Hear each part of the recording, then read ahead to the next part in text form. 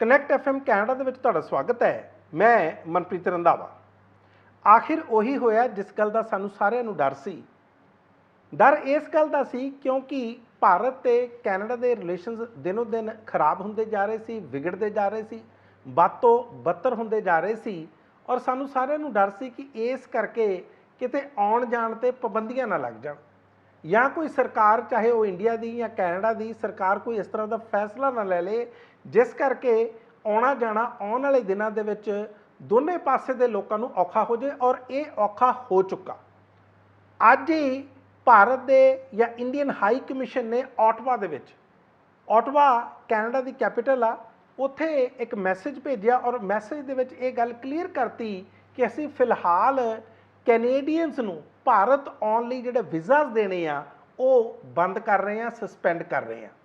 ਕਿੰਨੀ ਕੁ ਦੇਰ ਤੱਕ ਇਹ ਸਸਪੈਂਡ ਰਹਿਣਗੇ ਔਰ ਇਸ ਦਾ ਕੀ ਅਸਰ ਹੋਊਗਾ ਔਰ ਹੋਰ ਕਿਹੜੀਆਂ ਗਤੀਵਿਧੀਆਂ ਦੋਨਾਂ ਮੁਲਕਾਂ ਦੇ ਵਿੱਚ ਹੋ ਰਹੀਆਂ ਨੇ, ਇਸ ਉੱਤੇ ਪੂਰੀ ਝਾਤ ਮਾਰਾਂਗੇ। ਤੇ ਨਾਲ ਹੀ ਗੱਲ ਕਰਾਂਗੇ ਵਿਮਨ ਰਿਜ਼ਰਵੇਸ਼ਨ ਬਿੱਲ ਦੀ। ਉਹ ਔਰਤਾਂ ਦਾ ਰਾਖਵਾਂਕਰਨ ਦਾ ਬਿੱਲ ਜਿਹੜਾ ਲੋਕ ਸਭਾ ਦੇ ਵਿੱਚ ਪਾਸ ਹੋ ਗਿਆ ਕਿ ਇਹਨਾਂ ਨੂੰ 33% ਸੀਟਾਂ ਔਰਤਾਂ ਲਈ ਰਿਜ਼ਰਵ ਹੋਣਗੀਆਂ, ਰਾਖਵੀਆਂ ਹੋਣਗੀਆਂ। ਤੇ ਉਮੀਦ ਆ ਕਿ ਉਸ ਦਾ ਜਿਹੜਾ ਬਿੱਲ ਆ ਉਹ ਰਾਜ ਸਭਾ ਦੇ ਵਿੱਚ ਵੀ ਪਾਸ ਹੋ ਜਾਊਗਾ। ਪਰ ਕੀ ਤੁਹਾਨੂੰ ਪਤਾ ਸਾਰਿਆਂ ਨੂੰ ਕਿ ਇਹ ਪਾਸ ਹੋਣ ਦੇ ਬਾਅਦ ਔਰ ਪ੍ਰੈਜ਼ੀਡੈਂਟ ਦੀ ਮੋਹਰ ਲੱਗਣ ਤੋਂ ਬਾਅਦ, ਰਾਸ਼ਟਰਪਤੀ ਦੀ ਮੋਹਰ ਲੱਗਣ ਤੋਂ ਬਾਅਦ ਵੀ ਇਹ ਲਾਗੂ ਨਹੀਂ ਹੋਣਾ। ਈਵਨ ਕਿ ਸਨ 2029 ਤੱਕ, ਉਦੋਂ ਤੱਕ ਵੀ ਇਹ ਲਾਗੂ ਨਹੀਂ ਹੋ ਸਕਣਾ। ਕੀ ਅੜਚਨਾਂ ਨੇ ਤੇ ਫਿਰ ਭਾਰਤੀ ਜਨਤਾ ਪਾਰਟੀ ਇਸ ਨੂੰ ਲੈ ਕੇ ਕਿਉਂ ਆਈ, ਇਸ ਨੂੰ ਵੀ ਸਾਰਾ ਜਾਣਨ ਦੀ ਕੋਸ਼ਿਸ਼ ਕਰਾਂਗੇ। ਤੇ ਨਾਲ ਹੀ ਗੱਲ ਕਰਾਂਗੇ ਭਾਰਤੀ ਜਨਤਾ ਪਾਰਟੀ ਦੀ, ਜਾਂ ਭਾਰਤੀ ਜਨਤਾ ਪਾਰਟੀ ਦੀ ਕੇਂਦਰ ਸਰਕਾਰ ਦੀ। ਅੱਜ ਕੱਲ੍ਹ ਸੈਸ਼ਨ ਚੱਲ ਰਿਹਾ, ਸਪੈਸ਼ਲ ਸੈਸ਼ਨ ਆ। 18 ਤਰੀਕ ਤੋਂ 18 ਸਤੰਬਰ ਤੋਂ ਸ਼ੁਰੂ ਹੋਇਆ ਸੀ ਤੇ 22 ਸਤੰਬਰ ਤੱਕ ਇਸ ਨੇ ਚੱਲਣਾ। ਔਰ ਆਪਾਂ ਨੂੰ ਸਾਰਿਆਂ ਨੂੰ ਇਹ ਪਤਾ ਕਿ ਭਾਰਤੀ ਜਨਤਾ ਪਾਰਟੀ ਭਾਰਤ ਦੇ ਸੰਵਿਧਾਨ ਨੂੰ ਲੈ ਕੇ ਕੋਈ ਬਹੁਤ ਜ਼ਿਆਦਾ ਖੁਸ਼ ਨਹੀਂ ਰਹਿੰਦੀ, ਜਾਂ ਉਹ ਹਮੇਸ਼ਾ ਇਸ ਤਾਕ 'ਚ ਰਹਿੰਦੀ ਹੈ ਕਿ ਕਿਸੇ ਨਾ ਕਿਸੇ ਤਰ੍ਹਾਂ ਇਹਨੂੰ ਬਦਲ ਦਿੱਤਾ ਜਾਵੇ। ਔਰ ਭਾਰਤ ਦੀ ਆਜ਼ਾਦੀ ਦੇ ਵਿੱਚ ਵੀ ਭਾਰਤੀ ਜਨਤਾ ਪਾਰਟੀ, ਖੈਰ ਭਾਰਤੀ ਜਨਤਾ ਪਾਰਟੀ ਤਾਂ ਉਦੋਂ ਬਣੀ ਨਹੀਂ ਸੀ, ਜਿਹੜੀਆਂ ਉਸ ਵਕਤ ਦਾ RSS ਕਹਿ ਲਓ, ਇਹਨਾਂ ਦੀ ਕੋਈ ਖਾਸ ਭੂਮਿਕਾ ਨਹੀਂ ਰਹੀ। ਪਰ ਹੁਣ ਜਦੋਂ 19 ਸਤੰਬਰ ਨੂੰ ਇਹਨਾਂ ਨੇ ਕੌਨਸਟੀਟਿਊਸ਼ਨ ਜਾਂ ਪ੍ਰੀਐਂਬਲ, ਜਿਹੜੀ ਸਾਡੀ ਪ੍ਰਸਤਾਵਨਾ ਹੁੰਦੀ ਹੈ, ਇੰਟਰੋਡਕਸ਼ਨ ਹੁੰਦੀ ਹੈ ਸੰਵਿਧਾਨ ਵਾਸਤੇ, ਉਹ ਜਦੋਂ ਕਾਪੀਆਂ ਵੰਡੀਆਂ ਗਈਆਂ ਉੱਥੇ ਪਾਰਲੀਮੈਂਟ ਦੇ ਵਿੱਚ, ਤੇ ਉੱਥੇ ਦੋ ਸ਼ਬਦ ਗਾਇਬ ਸੀ। ਉਹ ਕਿਹੜੇ ਸ਼ਬਦ ਸੀ? ਇੱਕ ਸੀ ਸੋਸ਼ਲਿਜ਼ਮ ਤੇ ਦੂਸਰਾ ਸ਼ਬਦ ਸੀ ਸੈਕੂਲਰਿਜ਼ਮ। ਸਮਾਜਵਾਦ ਤੇ ਧਰਮ ਨਿਰਪੱਖਤਾ। ਇਹਨਾਂ ਦੋਨਾਂ ਸ਼ਬਦਾਂ ਤੋਂ ਭਾਰਤੀ ਜਨਤਾ ਪਾਰਟੀ ਨੂੰ ਕਿਉਂ ਇੰਨੀ ਨਾਰਾਜ਼ਗੀ ਆ, ਇਸ ਨੂੰ ਵੀ ਜਾਣਨ ਦੀ ਕੋਸ਼ਿਸ਼ ਕਰਾਂਗੇ। ਭਾਰਤ ਨੇ ਆਪਣੇ ਇੰਡੀਅਨ ਹਾਈ ਕਮਿਸ਼ਨ ਦੇ ਹੈੱਡਕੁਆਟਰ ਜਿਹੜਾ ਓਟਵਾ ਦੇ ਵਿੱਚ ਆ, ਉਸ ਨੂੰ ਇੱਕ ਸੁਨੇਹਾ ਦੇਤਾ, ਆਰਡਰ ਕਰਤਾ ਕਿ ਅੱਜ ਤੋਂ ਹੀ ਤੁਰੰਤ ਪ੍ਰਭਾਵ ਦੇ ਨਾਲ ਤੁਸੀਂ ਉੱਥੇ ਕੈਨੇਡੀਅਨਸ ਨੂੰ ਵੀਜ਼ੇ ਦੇਣੇ ਬੰਦ ਕਰ ਦਿਓ। ਔਰ ਇਹ ਜਿਹੜੀ ਵੀਜ਼ਾ ਸਰਵਿਸ ਆ ਉਹ ਓਟਵਾ ਦੇ ਵਿੱਚ ਵੀ ਬੰਦ ਕਰ ਦਿੱਤੀ ਗਈ ਆ, ਵੈਂਕੂਵਰ ਦੇ ਵਿੱਚ ਵੀ ਬੰਦ ਕਰ ਦਿੱਤੀ ਗਈ ਆ, ਔਰ ਟੋਰਾਂਟੋ ਦੇ ਵਿੱਚ ਵੀ ਬੰਦ ਕਰ ਦਿੱਤੀ ਗਈ ਆ। ਇਸ ਨੂੰ ਇਹਨਾਂ ਨੇ ਕਿਹਾ ਕਿ ਅਸੀਂ ਸਸਪੈਂਡ ਕਰ ਰਹੇ ਹਾਂ ਆਪਰੇਸ਼ਨਲ ਰੀਜ਼ਨਸ ਕਰਕੇ। ਹਾਲਾਂਕਿ ਭਾਰਤ ਨੇ ਇਸ ਗੱਲ ਦਾ ਜ਼ਿਕਰ ਨਹੀਂ ਕੀਤਾ ਜਾਂ ਇਸ ਗੱਲ ਦਾ ਕੋਈ ਖੁਲਾਸਾ ਨਹੀਂ ਕੀਤਾ ਜਾਂ ਸਪਸ਼ਟੀਕਰਨ ਨਹੀਂ ਦਿੱਤਾ ਕਿ ਆਪਰੇਸ਼ਨਲ ਰੀਜ਼ਨਸ ਕੀ ਨੇ। ਔਰ ਆਪਾਂ ਸਾਰੇ ਇਹਨਾਂ ਰੀਜ਼ਨਸ ਨੂੰ, ਇਹਨਾਂ ਕਾਰਨਾਂ ਨੂੰ ਬਹੁਤ ਭਲੀ ਭਾਂਤੀ ਜਾਣਦੇ ਹਾਂ, ਕਿਉਂਕਿ ਪਿਛਲੇ ਦਿਨਾਂ ਦੇ ਵਿੱਚ ਜੋ ਰਿਸ਼ਤੇ ਵਿਗੜੇ ਨੇ, ਉਸ ਤੋਂ ਬਾਅਦ ਇਸ ਤਰ੍ਹਾਂ ਦੀ ਗੱਲ ਦੀ ਇੱਕ ਉਮੀਦ ਕੀਤੀ ਜਾ ਰਹੀ ਸੀ ਜਾਂ ਖਦਸ਼ੇ ਪ੍ਰਗਟ ਕੀਤੇ ਜਾ ਰਹੇ ਸੀ ਕਿ ਸ਼ਾਇਦ ਦੋਨਾਂ ਮੁਲਕਾਂ ਦੇ ਵਿੱਚ ਜਿਸ ਤਰ੍ਹਾਂ ਰਿਲੇਸ਼ਨਸ ਚੱਲ ਰਹੇ ਨੇ ਜਾਂ ਜਿਸ ਤਰ੍ਹਾਂ ਖਰਾਬ ਹੋ ਰਹੇ ਨੇ, ਕਿਤੇ ਕੋਈ ਇਸ ਤਰ੍ਹਾਂ ਦਾ ਫੈਸਲਾ ਨਾ ਲੈ ਲੈਣ। ਇਸ ਗੱਲ ਦੀ ਹੁਣ ਪੁਸ਼ਟੀ BLS international visa application centre, ਜਿਹੜੇ ਪ੍ਰੋਸੈਸ ਕਰਦੇ ਆ ਵੀਜ਼ਾ ਐਪਲੀਕੇਸ਼ਨਸ ਨੂੰ, ਉਹਨਾਂ ਨੇ ਵੀ ਕੀਤੀ ਆ। ਔਰ ਉਹਨਾਂ ਨੇ ਇਹ ਗੱਲ ਦੱਸੀ ਆ ਕਿ ਸਾਨੂੰ ਇੰਡੀਅਨ ਮਿਸ਼ਨ ਦੇ ਵੱਲੋਂ ਇਹ ਮੈਸੇਜ ਆ ਗਿਆ ਜਾਂ ਸੁਨੇਹਾ ਆ ਗਿਆ ਕਿ ਤੁਸੀਂ ਹੁਣ ਵੀਜ਼ਾ ਐਪਲੀਕੇਸ਼ਨਸ ਪ੍ਰੋਸੈਸ ਨਹੀਂ ਕਰਨੀਆਂ। ਤੁਸੀਂ ਇੱਕ ਚੀਜ਼ ਹੋਰ ਯਾਦ ਕਰੋ, ਦਸੰਬਰ ਸਨ 2022 ਦੇ ਵਿੱਚ ਵੀ ਕੋਈ ਭਾਰਤ ਤੇ ਕੈਨੇਡਾ ਦੇ ਰਿਲੇਸ਼ਨਸ ਆਪਸ ਦੇ ਵਿੱਚ ਕੋਈ ਬਹੁਤ ਜ਼ਿਆਦਾ ਵਧੀਆ ਨਹੀਂ ਸੀ। ਪਰ ਫਿਰ ਵੀ ਜਿਹੜੇ ਕੈਨੇਡੀਅਨ ਪਾਸਪੋਰਟ ਹੋਲਡਰ ਸੀ, ਜਿਨ੍ਹਾਂ ਕੋਲੇ ਕੈਨੇਡਾ ਦੇ ਪਾਸਪੋਰਟ ਸੀ, ਉਹਨਾਂ ਲਈ ਇੱਕ ਸੁਵਿਧਾ ਦਿੱਤੀ ਗਈ ਸੀ ਈ ਵੀਜ਼ਾ ਦੀ, ਕਿਉਂਕਿ ਉਹਨਾਂ ਨੂੰ ਜਾਣਾ ਪੈਂਦਾ ਸੀ, ਉਹ ਫਿਜ਼ੀਕਲੀ ਕਿਤੇ ਨਾ ਜਾਣ। ਇਸ ਚੀਜ਼ ਨੂੰ ਧਿਆਨ 'ਚ ਰੱਖਦੇ ਹੋਏ ਈ ਵੀਜ਼ਾਸ ਇੰਟਰੋਡਿਊਸ ਕੀਤੇ ਸੀ। ਹੁਣ ਤੁਸੀਂ ਦੇਖੋ ਕਿ ਇਹਨਾਂ ਦਾ ਕੀ ਭਵਿੱਖ ਹੋਊਗਾ, ਇਹ ਵੀ ਦੇਖਣਾ ਪਊਗਾ। ਤੇ ਨਾਲ ਦੀ ਨਾਲ ਜਿਹੜੇ Overseas citizen of India, Overseas citizenship of India OCI cards ਹੁੰਦੇ ਆ, ਉਹ ਇਸ ਕਰਕੇ ਦਿੱਤੇ ਜਾਂਦੇ ਨੇ ਜਿਨ੍ਹਾਂ ਨੇ ਬਹੁਤ ਰੈਗੂਲਰਲੀ ਜਿਹੜਾ ਟਰੈਵਲ ਕਰਨਾ, ਇੱਧਰ ਉੱਧਰ ਜਾਂਦੇ ਰਹਿੰਦੇ ਨੇ, ਕਦੇ ਉਹ ਭਾਰਤ ਆ ਜਾਂਦੇ ਨੇ, ਫਿਰ ਕੈਨੇਡਾ ਚਲੇ ਜਾਂਦੇ ਨੇ, ਬਿਜ਼ਨਸ ਦੇ ਸਿਲਸਿਲੇ ਦੇ ਵਿੱਚ ਵੀ ਜਾਂਦੇ ਆ।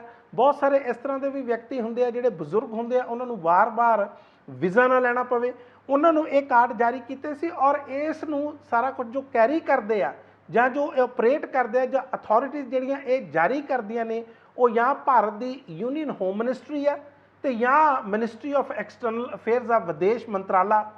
ਹੁਣ ਉਹ ਇਹਨਾਂ OCI ਕਾਰਡਸ ਦੇ ਕੀ ਫੈਸਲਾ ਲੈਂਦਾ, ਉਸ ਬਾਰੇ ਵੀ ਸਾਰਿਆਂ ਨੂੰ ਇੰਤਜ਼ਾਰ ਰਹੇਗਾ। ਪਰ ਤੁਸੀਂ ਦੇਖੋ ਕਿ ਇਹ ਰਿਲੇਸ਼ਨ ਵਿਗੜਦੇ ਕਿੱਥੇ ਆ ਗਏ, ਕਿਉਂਕਿ ਆਮ ਤੌਰ ਤੇ ਅਮੂਮਨ ਅਸੀਂ ਇਸ ਤਰ੍ਹਾਂ ਦੇ ਰਿਲੇਸ਼ਨ ਜਦੋਂ ਇੱਕ ਦੂਸਰੇ ਨੂੰ ਜਾਣਾ ਆਉਣਾ ਬੰਦ ਕਰ ਦਿੱਤਾ ਜਾਂਦਾ ਸੀ, ਵੀਜ਼ਾ ਨਹੀਂ ਦਿੱਤੇ ਜਾਂਦੇ ਸੀ, ਇਹ ਕੇਵਲ ਭਾਰਤ ਦੇ ਇਸ ਤਰ੍ਹਾਂ ਦੇ ਰਿਲੇਸ਼ਨ ਕੇਵਲ ਤੇ ਕੇਵਲ ਪਾਕਿਸਤਾਨ ਦੇ ਨਾਲ ਹੀ ਅੱਜ ਤੱਕ ਸੁਣੇ ਸੀ। ਕੈਨੇਡਾ ਜਾਂ ਕਿਸੇ ਵੈਸਟਰਨ ਮੁਲਕ ਦੇ ਨਾਲ ਇਸ ਤਰ੍ਹਾਂ ਦੇ ਸੰਬੰਧ ਹੋ ਜਾਣਗੇ, ਇਸ ਬਾਰੇ ਅੱਜ ਤੱਕ ਕੋਈ ਵੀ ਇਸ ਤਰ੍ਹਾਂ ਦਾ ਮਾਮਲਾ ਕਦੇ ਸਾਹਮਣੇ ਨਹੀਂ ਆਇਆ।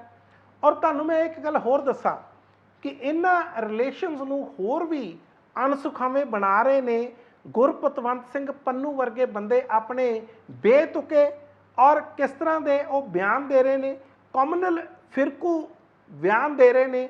ਉਹਨਾਂ ਕਰਕੇ ਵੀ ਆਪਸੀ ਸੰਬੰਧ ਕੋਈ ਸੁਖਾਵੇਂ ਬਣਨ ਦੇ ਵਿੱਚ ਬਹੁਤ ਮੁਸ਼ਕਲਾਂ ਆ ਰਹੀਆਂ ਨੇ। ਹੁਣ ਗੁਰਪਤਵੰਤ ਸਿੰਘ ਪੰਨੂ ਇਹ 6 ਫॉर ਜਸਟਿਸ ਲਈ ਆ, ਜਿਸ ਨੂੰ ਸਨ 2019 ਦੇ ਵਿੱਚ ਬੈਨ ਕਰ ਦਿੱਤਾ ਗਿਆ ਸੀ ਇੰਡੀਅਨ ਅਥਾਰਟੀਜ਼ ਨੇ।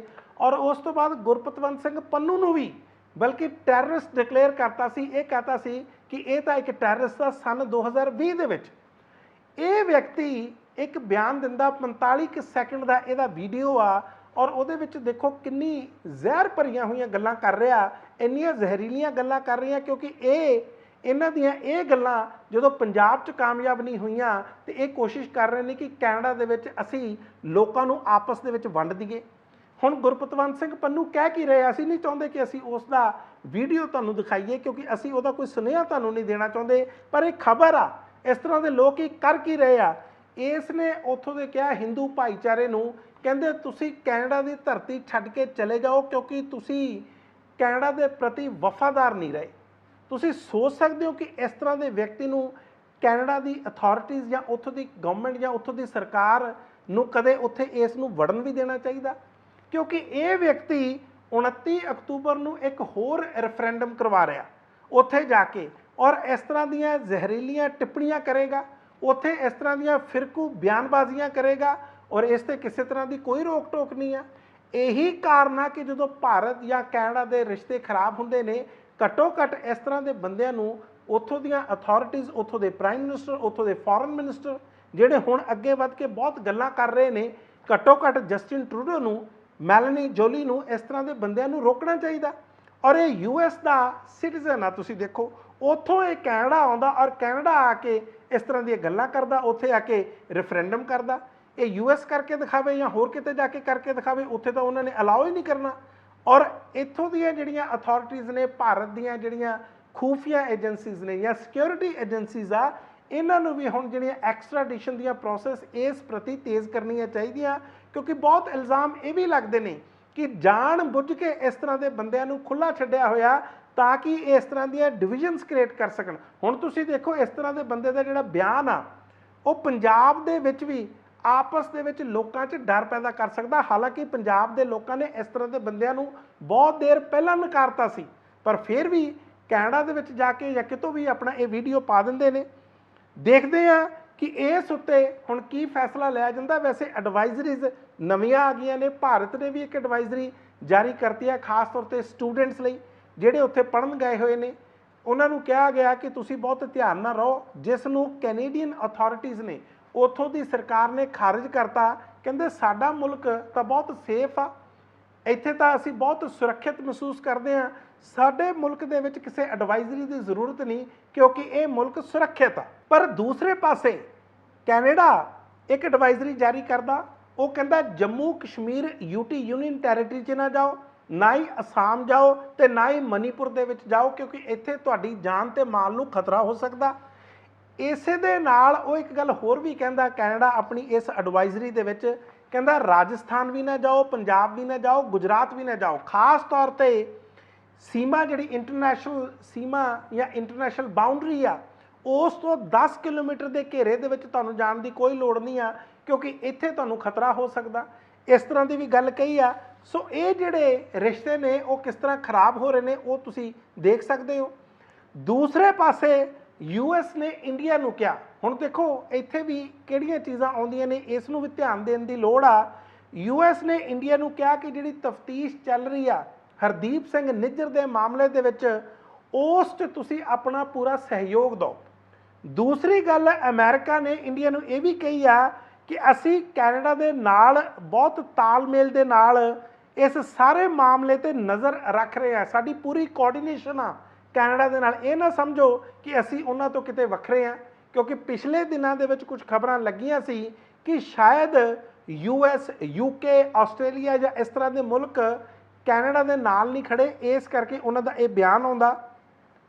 ਔਰ ਤੁਸੀਂ ਦੇਖੋ ਇਹ ਬਿਆਨ ਦੇ ਕੌਣ ਰਹੇ ਨੇ, ਇਹ ਦੇ ਰਹੇ ਨੇ ਯੂਐਸ ਦੇ ਜਿਹੜੇ ਐਂਬੈਸਡਰ ਨੇ ਭਾਰਤ ਦੇ, ਐਰਿਕ ਗਾਰਸੇਟੀ। ਐਰਿਕ ਗਾਰਸੇਟੀ ਨੇ ਇਹ ਗੱਲ ਕਹੀ ਆ, ਕਹਿੰਦੇ ਸਾਨੂੰ ਉਮੀਦ ਆ ਕਿ ਭਾਰਤ ਸਹਿਯੋਗ ਕਰੇਗਾ, ਕੋਆਪਰੇਟ ਕਰੇਗਾ, ਜਾਂ ਅਸੀਂ ਕੋਈ ਜਿਹੜੇ ਵੀ ਦੋਸ਼ੀ ਪਾਏ ਗਏ ਨੇ, ਜਿਹੜੇ ਵੀ ਦੋਸ਼ੀ ਪਾਏ ਜਾਂਦੇ ਨੇ ਹਰਦੀਪ ਸਿੰਘ ਨਿੱਜਰ ਦੇ ਕਤਲ ਦੇ ਵਿੱਚ, ਜੇ ਇਸ ਤਰ੍ਹਾਂ ਦੀ ਕੋਈ ਗੱਲ ਹੋਈ ਹੈ ਤੇ ਭਾਰਤ ਉਹਨਾਂ ਨੂੰ ਸਜ਼ਾ ਜ਼ਰੂਰ ਦੇਵੇਗਾ। ਪਰ ਗੱਲ ਇਹ ਆ ਕਿ ਇਸ ਦੀ ਕੀ ਤਫਤੀਸ਼ ਹੋਏਗੀ ਚੰਗੀ ਤਰ੍ਹਾਂ, ਇਸ ਗੱਲ ਤੇ ਵੀ ਉਹਨਾਂ ਨੇ ਸਵਾਲ ਖੜੇ ਕੀਤੇ ਆ।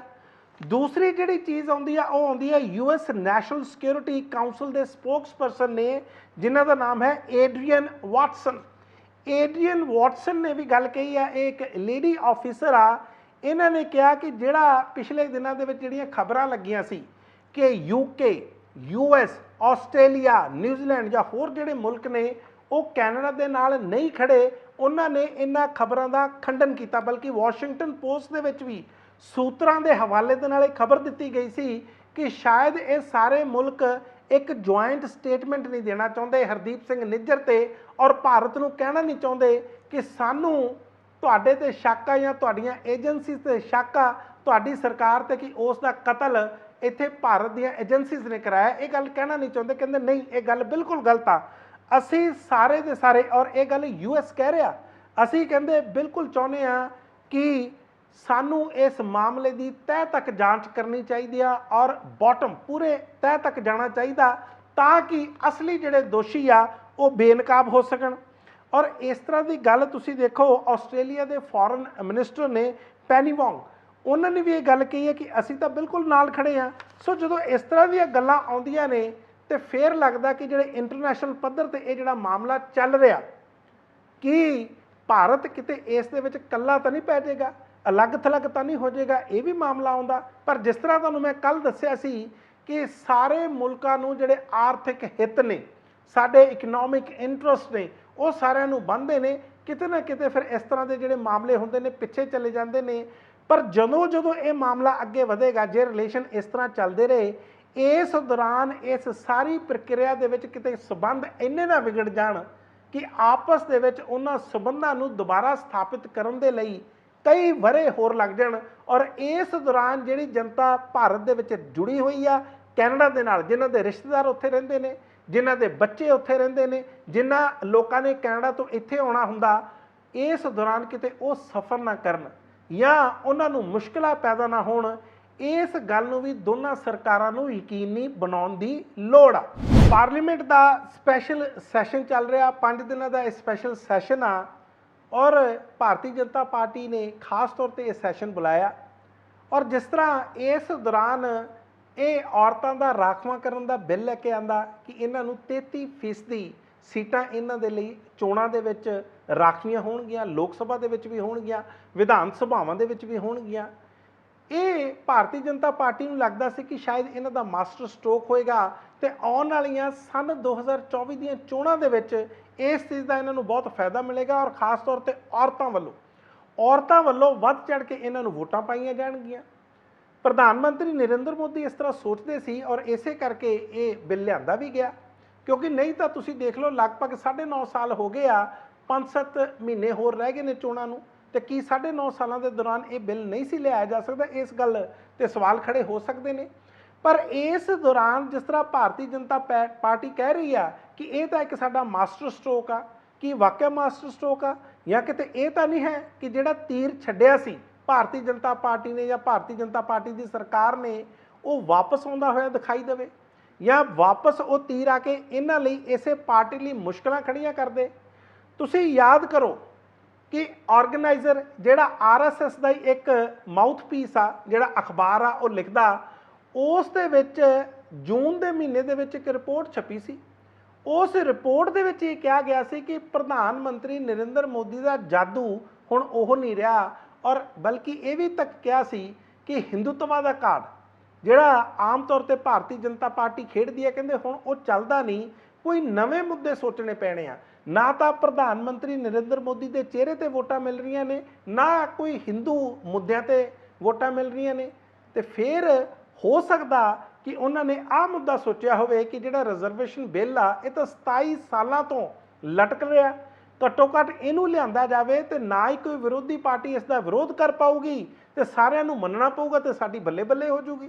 इस तरह लगता इन्होंने सोचा सी, पर मामला मैनू लगता किते ना किते जाके उलझ गया।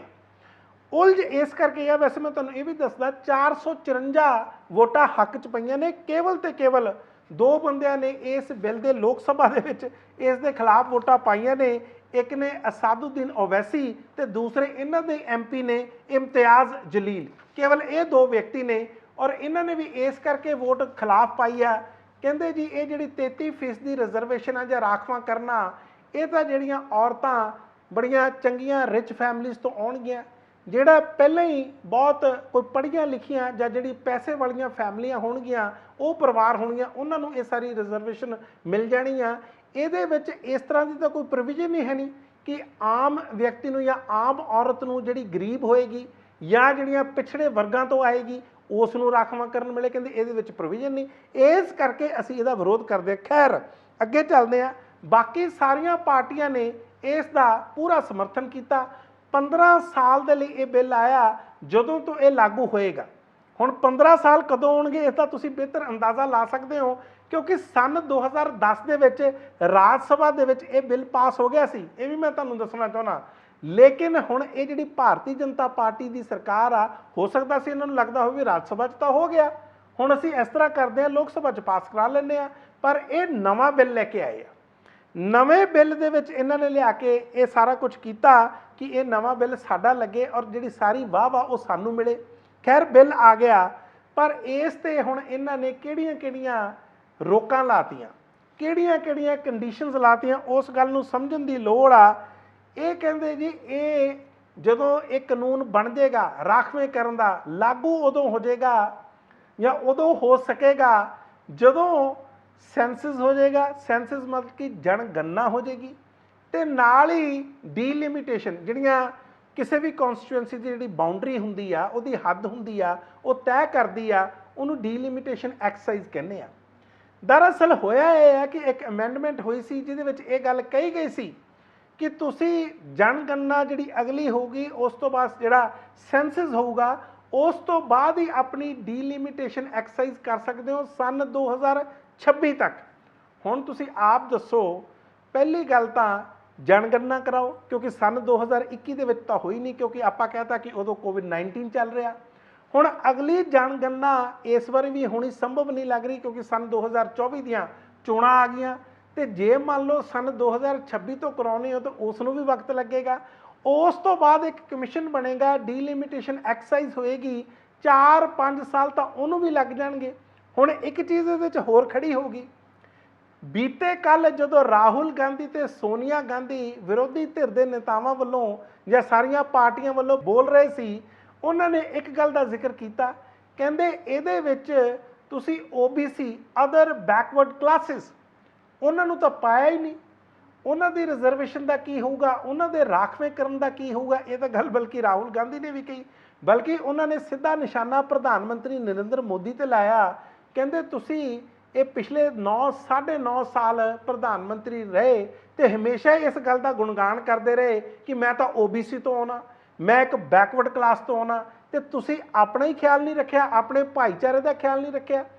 और उन्होंने एक गल होर कही, ਕਹਿੰਦੇ ਪ੍ਰਧਾਨ ਮੰਤਰੀ ਨਰਿੰਦਰ ਮੋਦੀ ਜਾਂ ਪੀਐਮ ਆਫਿਸ ਜਾਂ ਸਾਰੇ ਇਹਨਾਂ ਦੇ ਵਿੱਚ 90 ਸੈਕਟਰੀਜ਼ ਨੇ, 90 ਸਕੱਤਰ ਨੇ, ਔਰ ਉਹਨਾਂ 90 ਦੇ ਵਿੱਚੋਂ ਕੇਵਲ ਤੇ ਕੇਵਲ 3 ਇਹੋ ਜਿਹੇ ਨੇ ਜਿਹੜੇ ਓਬੀਸੀ ਭਾਈਚਾਰੇ ਤੋਂ ਆਉਂਦੇ ਨੇ। ਇੱਥੋਂ ਕਹਿੰਦੇ ਤੁਹਾਡਾ ਪਤਾ ਲੱਗਦਾ ਕਿ ਤੁਸੀਂ ਕਿੰਨੇ ਕੁ ਖੈਰ ਗਵਾਹ ਹੋ ਇਹਨਾਂ ਇਸ ਭਾਈਚਾਰੇ ਦੇ।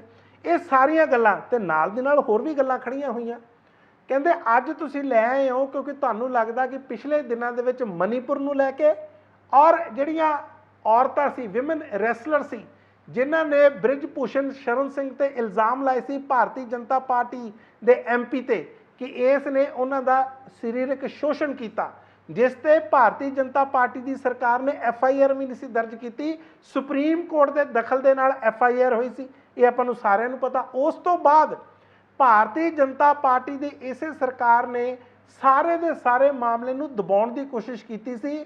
ਲੱਖ ਕੋਸ਼ਿਸ਼ਾਂ ਕੀਤੀਆਂ, ਲੱਖ ਧਰਨੇ ਕੀਤੇ ਉਹਨਾਂ ਔਰਤਾਂ ਨੇ ਜੰਤਰ ਮੰਤਰ ਤੇ ਬਹਿ ਕੇ, ਔਰ ਉਸ ਤੋਂ ਬਾਅਦ ਦਿੱਲੀ ਦੀ ਪੁਲਿਸ ਉਹਨਾਂ ਨੂੰ ਘੜੀਸਦੀ ਆ, ਕੁੱਟਦੀ ਆ। ਇਹ ਹਾਲਾਤ ਕੀਤੇ ਸੀ ਤੇ ਕਹਿੰਦੇ ਅੱਜ ਤੁਸੀਂ ਵਿਮਨ ਰਿਜ਼ਰਵੇਸ਼ਨ ਦੀਆਂ ਗੱਲਾਂ ਕਰਦੇ ਹੋ। ਕੇਵਲ ਤੇ ਕੇਵਲ ਤੁਸੀਂ ਇਸ ਨੂੰ ਇੱਕ ਹਥਿਆਰ ਦੇ ਤੌਰ ਤੇ ਇਸਤੇਮਾਲ ਕਰਨਾ ਚਾਹੁੰਦੇ ਹੋ, ਵੋਟਾਂ ਲੈਣ ਦੇ ਇਸਤੇਮਾਲ ਕਰਨਾ ਚਾਹੁੰਦੇ ਹੋ। ਬਾਕੀ ਤੁਹਾਡਾ ਕੋਈ ਮਕਸਦ ਨਹੀਂ। ਇਸ ਤਰ੍ਹਾਂ ਦੀਆਂ ਗੱਲਾਂ ਉੱਥੇ ਹੋਈਆਂ, ਸਾਰਿਆਂ ਨੇ ਬਲਕਿ ਖੁੱਲ੍ਹ ਕੇ ਬੋਲਿਆ। ਕੱਲ੍ਹ ਤਾਂ ਮੈਂ ਦੇਖਿਆ ਬਲਕਿ ਹਰਸਿਮਰਤ ਕੌਰ ਬਾਦਲ ਸ਼੍ਰੋਮਣੀ ਅਕਾਲੀ ਦਲ ਦੇ ਮੈਂਬਰ ਪਾਰਲੀਮੈਂਟ ਬਠਿੰਡੇ ਤੋਂ ਉਹ ਵੀ ਬੋਲ ਰਹੇ ਸੀ। ਕਹਿੰਦੇ ਤੁਸੀਂ ਇਹ ਬਿੱਲ ਲਿਆ ਕੇ, ਯਾਨੀ ਕਿ ਭਾਰਤੀ ਜਨਤਾ ਪਾਰਟੀ ਇਹ ਬਿੱਲ ਲਿਆ ਕੇ ਲੋਕਾਂ ਨੂੰ ਗੁੰਮਰਾਹ ਕਰ ਰਹੀ ਆ, ਕੇਵਲ ਤੇ ਕੇਵਲ ਇਹ ਦੱਸਣ ਲਈ ਕਿ ਉਹ ਔਰਤਾਂ ਦਾ ਕਿੰਨਾ ਸਨਮਾਨ ਕਰਦੇ ਆ, ਪਰ ਅਸਲ ਦੇ ਵਿੱਚ ਇਹ ਬਿੱਲ ਤਾਂ ਕਦੇ ਲਾਗੂ ਹੀ ਨਹੀਂ ਹੋਣਾ। ਇਸ ਕਰਕੇ ਜਿਸ ਨੂੰ ਇਹ ਆਪਣਾ ਇੱਕ ਮਾਸਟਰ ਸਟ੍ਰੋਕ ਸਮਝ ਰਹੇ ਸੀ, ਮੈਂ ਭਾਰਤੀ ਜਨਤਾ ਪਾਰਟੀ ਦੀ ਗੱਲ ਕਰ ਰਿਹਾ, ਹੋ ਸਕਦਾ ਉਹ ਇਹਨਾਂ ਲਈ ਆਉਣ ਵਾਲੇ ਦਿਨਾਂ ਦੇ ਵਿੱਚ ਜਾਂ ਚੋਣਾਂ ਦੇ ਵਿੱਚ ਇੱਕ ਵੱਡੀ ਨਮੋਸ਼ੀ ਦਾ ਕਾਰਨ ਬਣ ਜੇ।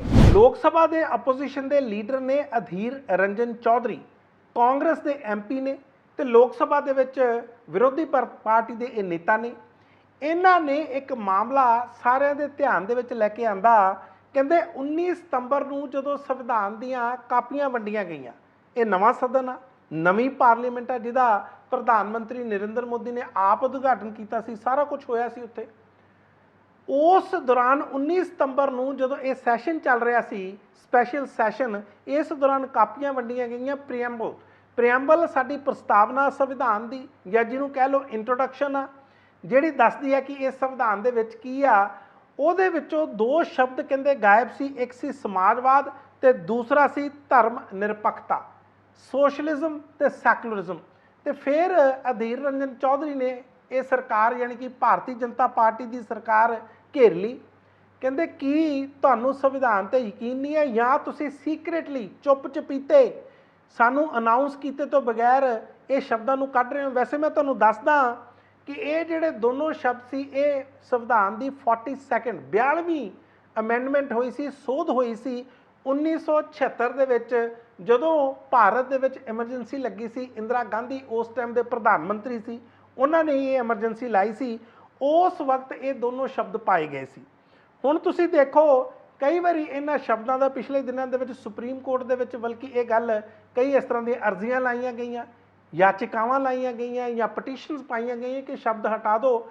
ਸੁਪਰੀਮ ਕੋਰਟ ਨੇ ਕਿਹਾ ਕਿ ਤੁਹਾਨੂੰ ਜਿਹੜੇ ਪਟੀਸ਼ਨਰ ਸੀ, ਕੀ ਤੁਹਾਨੂੰ ਕਹਿੰਦੇ ਇਸ ਸ਼ਬਦ ਦੇ ਨਾਲ ਇਤਰਾਜ਼ ਆ ਕਿ ਤੁਸੀਂ ਚਾਹੁੰਦੇ ਨਹੀਂ ਕਿ ਸਾਰੇ ਵਿਅਕਤੀਆਂ ਨੂੰ ਬਰਾਬਰ ਦੇ ਅਧਿਕਾਰ ਮਿਲਣ, ਉਹਨਾਂ ਨੂੰ ਰੋਜ਼ੀ ਰੋਟੀ, ਇੰਪਲਾਇਮੈਂਟ ਦੇ ਜਾਂ ਹੋਰ ਤਰ੍ਹਾਂ ਹਰ ਤਰ੍ਹਾਂ ਦੇ ਉਹਨਾਂ ਨੂੰ ਅਧਿਕਾਰ ਮਿਲਣ, ਤੇ ਤੁਸੀਂ ਚਾਹੁੰਦੇ ਨਹੀਂ ਕਿ ਉਹਨਾਂ ਨੂੰ ਇਸ ਤਰ੍ਹਾਂ ਦੀਆਂ ਸੁੱਖ ਸੁਵਿਧਾਵਾਂ ਮਿਲਣ ਤਾਂ ਕਿ ਉਹਨਾਂ ਦਾ ਵਿਕਾਸ ਹੋ ਜਾਵੇ ਜਾਂ ਉਹਨਾਂ ਨੂੰ ਵੈਲਫੇਅਰ ਸਕੀਮਸ ਦਾ ਫਾਇਦਾ ਹੋਵੇ, ਇਹ ਸਾਰਾ ਕੁਝ। ਤੇ ਦੂਸਰਾ ਸੈਕੂਲਰਿਜ਼ਮ ਦੇ ਖਿਲਾਫ ਹਮੇਸ਼ਾ ਰਹੇ ਆ। ਤੁਹਾਨੂੰ ਪਤਾ ਹੀ ਆ ਭਾਰਤੀ ਜਨਤਾ ਪਾਰਟੀ ਤਾਂ ਹਮੇਸ਼ਾ ਕਹਿੰਦੀ ਹੈ, ਜਿਹੜੀ ਕਾਂਗਰਸ ਹੈ ਜਾਂ ਹੋਰ ਪਾਰਟੀਆਂ, ਇਹ ਕਹਿੰਦੇ ਜੇ ਮਾਈਨੋਰਿਟੀਜ਼ ਨੂੰ ਇੱਕ ਤਰ੍ਹਾਂ ਖੁਸ਼ ਕਰਦੀਆਂ ਨੇ ਜਾਂ ਉਹਨਾਂ ਦਾ ਖਿਆਲ ਰੱਖਦੀਆਂ ਨੇ, ਇਹ ਤਾਂ ਇੱਕ ਤਰ੍ਹਾਂ ਦਾ ਤੁਸ਼ਟੀਕਰਨ ਆ। ਤੁਸੀਂ ਆਪ ਸੋਚੋ, ਸੈਕੂਲਰਿਜ਼ਮ ਨੂੰ ਭਾਰਤੀ ਜਨਤਾ ਪਾਰਟੀ ਤੁਸ਼ਟੀਕਰਨ ਦੱਸਦੀ ਆ। ਇਸ ਕਰਕੇ ਹੀ ਇਸ ਨੇ ਇਹ ਦੋਨੇ ਸ਼ਬਦ ਚੁੱਪ ਚਪੀਤੇ ਜਿਹੜੇ ਆ ਉਹ ਕੱਢਦੇ ਆ। ਬਲਕਿ ਮੈਨੂੰ ਯਾਦ ਆ ਸਨ 2008 ਦੇ ਵਿੱਚ ਭਾਰਤ ਦੇ ਚੀਫ ਜਸਟਿਸ ਸੀ ਉਸ ਟਾਈਮ KG ਬਾਲਾ ਕ੍ਰਿਸ਼ਨਨ। ਉਹਨਾਂ ਕੋਲੇ ਵੀ ਜਦੋਂ ਇਹ ਮਾਮਲਾ ਆਇਆ ਸੀ ਤਾਂ ਉਹ ਬਹੁਤ ਹੈਰਾਨ ਹੋਏ ਸੀ ਜਿਹੜੇ ਵੀ ਪਟੀਸ਼ਨਰ ਗਏ ਸੀ, ਕਿਉਂਕਿ ਸਮੇਂ ਸਿਰ ਇਸ ਤਰ੍ਹਾਂ ਦੀਆਂ ਕੋਸ਼ਿਸ਼ਾਂ ਚੱਲਦੀਆਂ ਰਹਿੰਦੀਆਂ ਨੇ ਕਿ ਸੰਵਿਧਾਨ ਨੂੰ ਵੀਕ ਕੀਤਾ ਜਾਵੇ। ਇਹ ਜਿਹੜਾ ਸੋਸ਼ਲਿਜ਼ਮ ਵਰਗੇ ਸ਼ਬਦ ਆ, ਸੈਕੂਲਰਿਜ਼ਮ ਵਰਗੇ ਸ਼ਬਦ ਆ, ਇਹਨਾਂ ਨੂੰ ਸੰਵਿਧਾਨ ਤੋਂ ਲਾਂਭੇ ਕੀਤਾ ਜਾਵੇ। ਤੁਸੀਂ ਯਾਦ ਕਰੋ ਜਦੋਂ ਪਾਰਲੀਮੈਂਟ ਦੇ ਵਿੱਚ ਉਦਘਾਟਨ ਹੋਇਆ ਸੀ ਤੇ ਉੱਥੇ ਹਵਨ ਕੀਤਾ ਗਿਆ ਸੀ। ਆਮ ਤੌਰ ਤੇ ਜਿਹੜਾ ਸੈਕੂਲਰ ਮੁਲਕ ਹੁੰਦਾ ਉਹ ਇਸ ਤਰ੍ਹਾਂ ਦੀ ਗੱਲ ਨਹੀਂ ਕਰਦਾ, ਕਿਉਂਕਿ ਜਦੋਂ ਤੁਸੀਂ ਇੱਕ ਧਰਮ ਦਾ ਲੈ ਕੇ ਕੋਈ ਵੀ ਇਸ ਤਰ੍ਹਾਂ ਦੀ ਕੋਈ ਕਾਰਵਾਈ ਕਰਦੇ ਹੋ ਜਾਂ ਉਸ ਦੇ ਜਿਹੜੇ ਕਾਰਿਆਕਰਮ ਆ ਉਸ ਹਿਸਾਬ ਦੇ ਨਾਲ ਜਾਂ ਉਹਨਾਂ ਦੇ ਜੋ ਵੀ ਮੰਨਣ ਦਾ ਤਰੀਕਾ ਉਸ ਹਿਸਾਬ ਦੇ ਨਾਲ ਕਿਸੇ ਇਮਾਰਤ ਦਾ ਉਦਘਾਟਨ ਕਰਦੇ ਹੋ ਤੇ ਫਿਰ ਸੈਕੂਲਰਿਜ਼ਮ ਸ਼ਬਦ ਕਿੱਥੇ ਰਹਿੰਦਾ। ਉਦੋਂ ਇਸ ਗੱਲ ਦੀ ਬੜੀ ਆਲੋਚਨਾ ਹੋਈ ਸੀ ਕਿ ਤੁਸੀਂ ਰਿਬਨ ਕੱਟ ਕੇ ਵੀ ਤਾਂ ਇਹ ਸਾਰਾ ਕੁਝ ਕਰ ਸਕਦੇ ਸੀ, ਪਰ ਕਿਉਂਕਿ ਤੁਸੀਂ ਇੱਕ ਖਾਸ ਧਰਮ ਦੀ ਰਾਜਨੀਤੀ ਕਰਦੇ ਹੋ ਤੇ ਉਹਨਾਂ ਦੇ ਤੌਰ ਤਰੀਕਿਆਂ ਨੂੰ ਅਪਣਾਉਂਦੇ ਹੋ, ਉਹਨਾਂ ਨੂੰ ਗਾਂਹ ਵਧਾਉਂਦੇ ਹੋ, ਇਸੇ ਕਰਕੇ ਤੁਸੀਂ ਇਹ ਸਾਰਾ ਕੁਝ ਕੀਤਾ। ਅਮੂਮਨ ਤਾਂ ਇਸ ਤਰ੍ਹਾਂ ਹੁੰਦਾ ਨਹੀਂ। ਸੋ ਇਹ ਸ਼ਬਦਾਂ ਦਾ ਜਾਣਾ ਇਸ ਕਰਕੇ ਸਾਰਿਆਂ ਦੇ ਸਰੋਕਾਰ ਪੈਦਾ ਹੋਏ ਨੇ।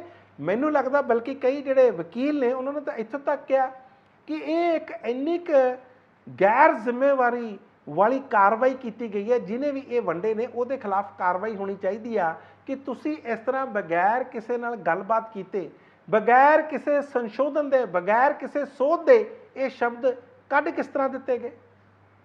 ਤੁਸੀਂ ਦੇਖ ਰਹੇ ਸੀ ਕਨੈਕਟ ਸ਼ੀਸ਼ਾ, ਮੈਂ ਮਨਪ੍ਰੀਤ ਰੰਧਾਵਾ।